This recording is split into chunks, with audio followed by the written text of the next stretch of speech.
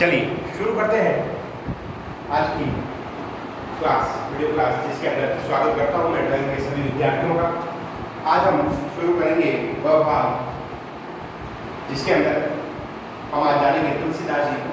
तुलसीदास जी से आज हम परिचित होंगे। तुलसीदास जी से भी हम कक्षा 9 से परिचित हैं। केवट का वाक्य हम पढ़ के आए हैं। 10th के अंदर राम लक्ष्मण परशुराम संवाद पढ़ के आए हैं। 11th में भी हमने पढ़ा है और 12th में भी तुलसीदास जी मौजूद है और हम और अधिक इनको जानने का प्रयास करते हैं। शुरुआत करते हैं इनके जीवन परिचय से। जीवन परिचय से इनकी हम शुरुआत करते हैं। देखिए, जीवन परिचय से हम इनकी शुरुआत करते हैं। जीवन परिचय, जन्म इनका 1532 ईस्वी के अंदर हुआ था। राजापुर गांव था और बांदा जिला था। बांदा जिले के अंदर राजापुर गांव में, यूपी के अंदर है, उत्तर प्रदेश, बांदा जिला, राजापुर गांव में इनका जन्म हुआ था। और यहीं पर आज भी इनका एक भव्य मंदिर बना हुआ है जिसमें उनके हाथ से ओरिजिनल जो उन्होंने रामचरितमानस लिखी थी वो आज भी वहाँ मौजूद है। उनकी खड़िया मौजूद है, उनकी धोती मौजूद है, उनके जो वस्त्र वो पहनते थे आज भी उस मंदिर में आपको मिलेंगे। कभी मौका मिले जाने का तो जरूर जाइएगा। और फिर इनकी मृत्यु हुई थी 1623 के अंदर काशी में, ऐसा माना जाता है। 1623 के अंदर चित्रकूट में इनकी मृत्यु मानी जाती है।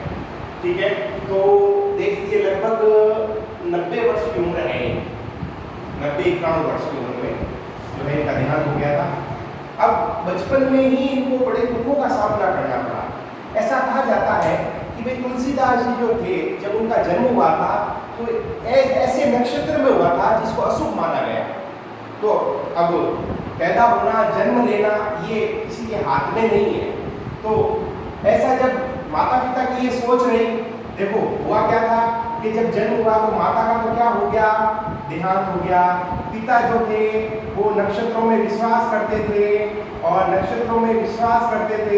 तो इनका जन्म हुआ था तुलसीदास जी का एक ऐसे नक्षत्र में जिसको अशुभ माना जाता था। रोहिणी नक्षत्र था शायद, रोहिणी नक्षत्र में, शायद ये कंफर्म नहीं, मैं कल बता दूंगा कंफर्म करके।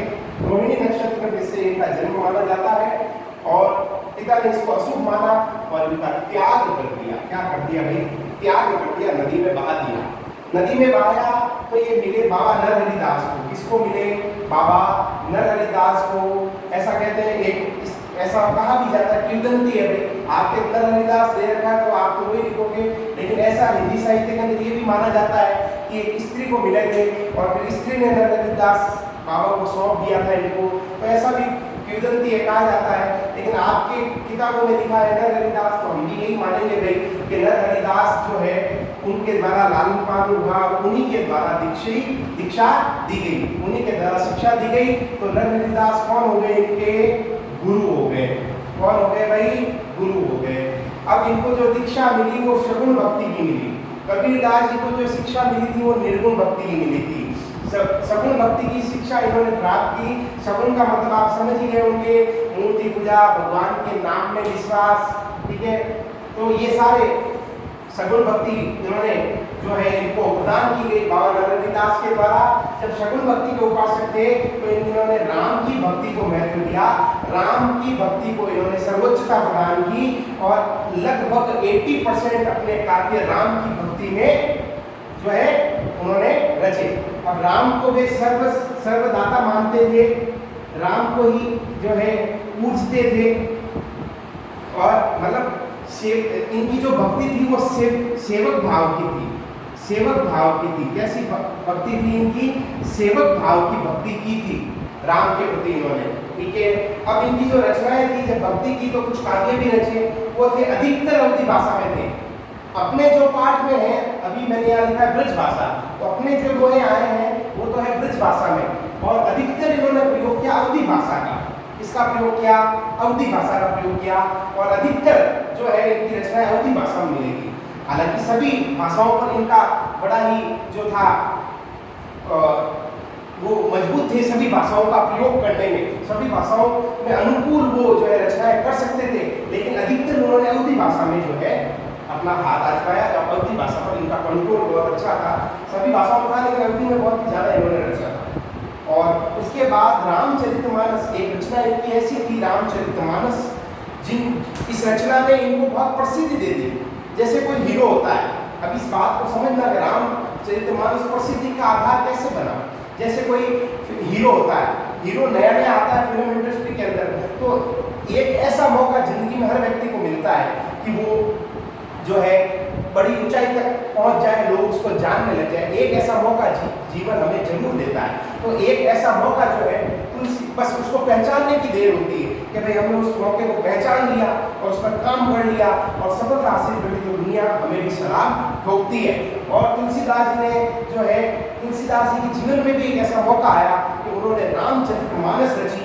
लोगों को पता चला कि तुलसीदास नाम का भी एक भक्त है, तुलसीदास नाम का भी एक कवि है, और इससे इनको बहुत प्रसिद्धि मिली, यानी इनकी यश गाथा दूर दूर तक फैल गई इस रामचरितमानस के कारण। इस रामचरितमानस में ही इन्होंने जो है राम को सर्वदा सर्वदाता पूजा और सेवक भाव की भक्ति की थी। ठीक है, अब बात आती है तुलसीदास जी के गृहस्थ जीवन की। तो देखो, गृहस्थ तो ये थे, यानी इनका विवाह हो रखा था, विवाहित थे, ठीक है, और पत्नी इनकी थी रत्नावली। ये भी बड़ी गुणवती थी, ज्ञानवती थी। आपके अभी हिंदी के अंदर एक चैप्टर भी आएगा तुलसीदास जी का, जिसमें रत्नावली और तुलसीदास जी जो है उसका प्रसंग आपको मिलेगा, जिसमें आपको ये मिलेगा कि भाई तुलसीदास जी जो है वैराग्य धारण करके चले जाते हैं। फिर बहुत सालों बाद में जब उनको प्रसिद्धि मिल जाती है, लोग जानने लग जाते हैं, तब रत्नावली जी उनके आश्रम में आती है, 4-5 दिन रहती है और निवेदन करती है कि महाराज वापस चलो घर पे।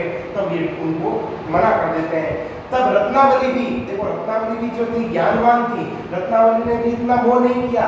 जब तुलसीदास जी ने आने से मना कर दिया, तब रत्नावली ने भी जो है कई वर्षों तक अपने वापस घर जाकर इनकी जो चीजें थी, इनकी जो पूजा की सामग्रियां थी, उनको पूजती रही। तो ये रत्नावली के गुण थे भाई, इसलिए नाम भी रत्नावली है इसका। तो रत्नावली इनकी पत्नी थी। जब नया नया विवाह हुआ था तो तुलसीदास जी जो थे, जब नया नया विवाह हुआ था, जब तुलसीदास जी जो थे वो इनके प्रेम में फंसे हुए थे, यानी बहुत मोह हो गया था पत्नी से। पत्नी से क्या हो गया था? मोह हो गया था। और जब मोह हो गया था, तब उन्होंने रत्नावली ने एक उक्ति कही, एक दोहा बोला, जिससे इनकी आंखें खुल गई थी। उन्होंने, रत्नावली ने कहा, हाड मांस का देह हम, कि ये शरीर तो हाड और मांस का बना हुआ है, अस्थायी है। तापर जितनी प्रीति इस शरीर से इतना आप प्रेम कर रहे हो, इस शरीर से आप इतना प्रेम कर रहे हो, ये तो हाड और मांस का बना हुआ है, ये अस्थायी है, ये तो कभी भी मिट सकता है। अगर जितनी प्रीति, जितना प्रेम आप मेरे से करते हो, इससे आदि भी तीसु आधो राम प्रति, अगर इससे आदि भी तुमने राम से की होती, इससे आधा भी प्रेम तुमने राम से किया होता, अवसी मिटगी भवभीति, तो हमारे सारे दुख मिट जाते और हम सब भवसागर से पार हो जाते। इतना कह दिया पत्नी ने, और तुलसीदास जी की आंखें खुल गई।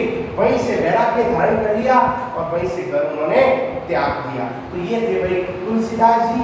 अपने पाठ के अंदर जो भाषा आएगी वो आएगी ब्रज, ध्यान रखना, ये इंपॉर्टेंट है। कभी कभी पूछ लेते हैं कि भाई तुलसीदास जी की जो दोहा आपके कोर्स में उस भाषा क्या है, तो ब्रज भाषा है। शैली कल ही बता दिया था मैंने, कबीरदास जी की भी उपदेशात्मक शैली थी, इनकी भी उपदेशात्मक है। एक नाम और दे सकते हो, प्रवचनात्मक, व्यंग्यात्मक, व्यंग्य भी करेंगे। अलंकार वही है, अनुप्रास, अनुयोक्ति और उदाहरण अलंकार। तो ये आपके पाठ है। अब चलेंगे हम आगे अगले दोहों के अंदर। तुलसीदास जी के जो दोहे आ रहे हैं आपके, अगले वीडियो में देखते हैं उनके दोहे।